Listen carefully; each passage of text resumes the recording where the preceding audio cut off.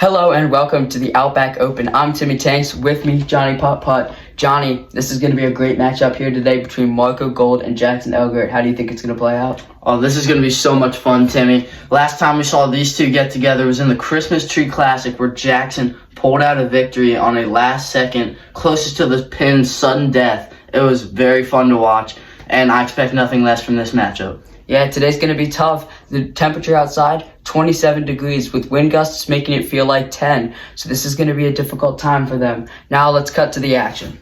Hole 1 goes nicely here through the trees as Jackson Elgert takes his first shot, and it finishes a little bit to the right. Marco's going to do the same thing. He's going to be to the right as well. Jackson gets it to go on this first hole, and Marco, having come up short, has a long shot ahead of him, but gets it to go. And here we got a nice second hole, straight line shot. Jackson hits a beauty off the tree. Very unfortunate of him. Marco gets a nice shot off. He's going to be behind a tree, though. Both of them have tough second shots.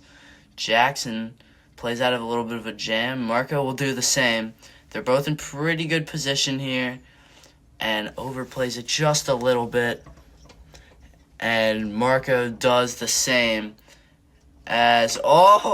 Just barely misses again. And Marco will do the same, equaling each other on these first two holes as they both bogey.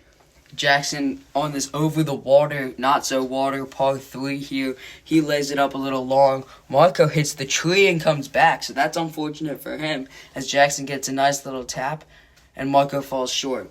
He'll finish though, and on to the fourth.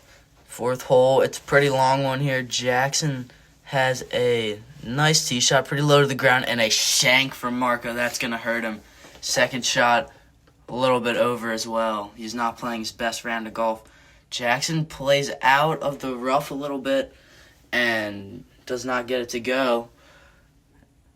And the tap is there for both. This long par 5 over the bushes, the wind at their backs. Jackson plays this one up and to the right. The wind is really coming straight at Marco's face as he takes this shot, and he puts it a little bit long. Now he's got a long shot here. He's going to put it over, but not in a bad spot. That's a nice little shot as Jackson's able to put it off the cup, and Marco misses to the right, but he'll get the between the legs tap in here. And hole number 6, it all comes down to this. Jackson hits a pretty nice shot. He'll be under the hill. Marco skies it, and it comes up short because of the wind. You see it really playing a factor. And Jackson, oh my goodness, whiffs one.